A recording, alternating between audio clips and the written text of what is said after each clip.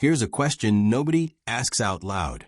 What is it actually like to experience the world with an extremely low IQ?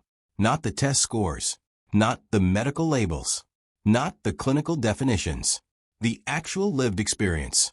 Because somewhere between the textbooks and the stereotypes, psychology has uncovered something that most people never expect to hear.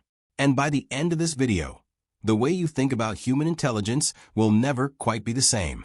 Today we're going deep into the psychology behind extremely low IQ, what modern neuroscience actually reveals about how these brains work, why the results are far more complex than society assumes, and what this understanding tells us about human cognition as a whole. This isn't about labels. This is about what it means to be human. Let's get into it. First, let's establish what we're talking about. IQ, or intelligence quotient, is a standardized measure of cognitive abilities, things like logical reasoning, pattern recognition, and processing speed. The global average sits around 100. Psychologists define an IQ below 70 as falling within the intellectual disability range. Below 50, that's classified as severe cognitive impairment. Below 25, profound. But here's where modern psychology draws a hard line against popular assumption. Low IQ is not low humanity. It is not emptiness. It is not absence. It is a different cognitive system, running on different architecture, processing the world through a different lens. And understanding that distinction, that's where things get genuinely interesting. Let's talk about what's actually happening neurologically. In individuals with significantly low IQ scores, researchers consistently observe reduced activity in the prefrontal cortex, the brain region most responsible for abstract thinking, long-term planning, and complex reasoning.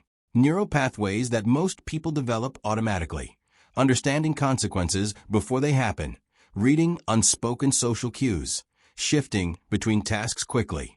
These require substantially more effort, and in some cases, they develop only partially.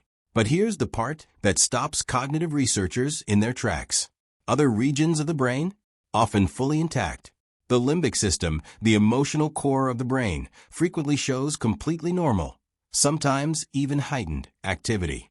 What does that mean in real terms? It means someone with a profoundly low IQ can experience deep emotional bonds, can feel loyalty, fear, joy, and love with the same intensity as anyone else. The heart of human experience doesn't live in your reasoning center. It lives somewhere much older, much deeper. Now here's where psychology reveals something truly unexpected. Many individuals with extremely low IQ scores demonstrate what researchers call islands of ability, specific skills or strengths that exist completely independent of general cognitive function. Exceptional procedural memory, strong emotional attunement, reliable pattern recognition in familiar environments. In some documented cases, individuals with severe cognitive impairment have displayed remarkable musical sensitivity, precise spatial memory for locations they visited, and an almost instinctive ability to detect emotional dishonesty in other people. Think about that for a second. They can't solve an algebra problem, but they can sense when someone is lying to them, faster than most adults with average IQ ever could. What does that tell us about what intelligence actually is? Psychology researchers who work directly with this population describe something consistently surprising. The cognitive world of a person with extremely low IQ is not chaotic or empty.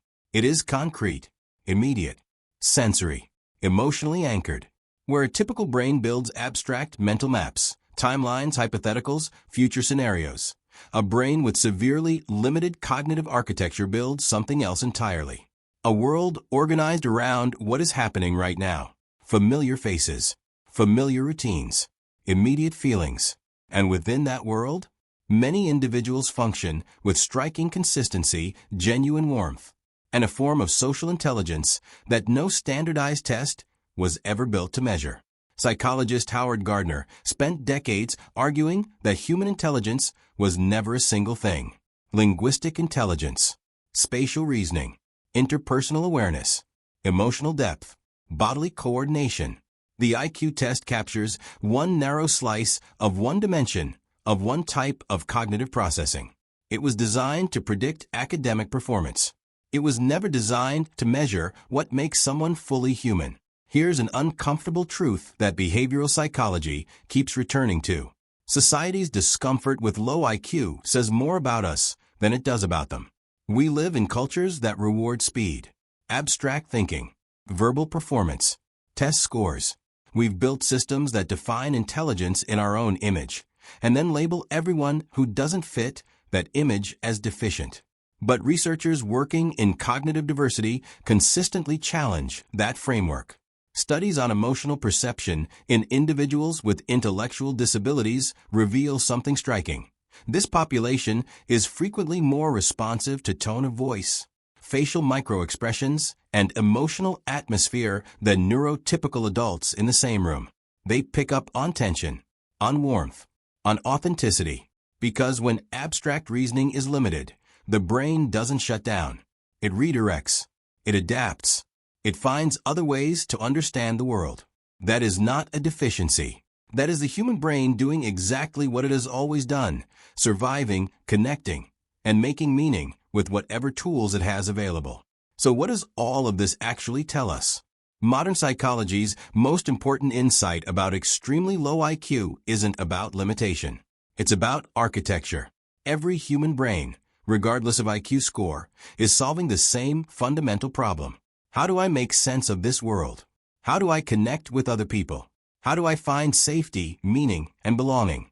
High IQ brains solve that problem through abstraction. Low IQ brains solve it through experience, emotion, and routine.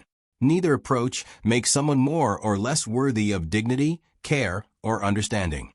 And perhaps the most quietly powerful thing psychology teaches us here is this. The experiences we guard most fiercely as proof of our humanity, love, fear, grief, joy, connection, those are not products of intelligence. They are products of consciousness. And consciousness doesn't care about your test score. If this video shifted the way you think about intelligence, even slightly, then it did exactly what it was supposed to do.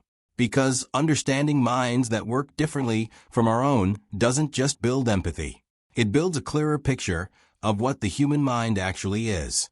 If you found this valuable, hit like. It genuinely helps this channel reach people who think deeply about human psychology. Subscribe if you want more content that goes beneath the surface. And the next video, we're exploring the psychology of extremely high IQ and why genius comes with its own set of hidden psychological costs that most people never see coming. That one is worth sticking around for. See you there.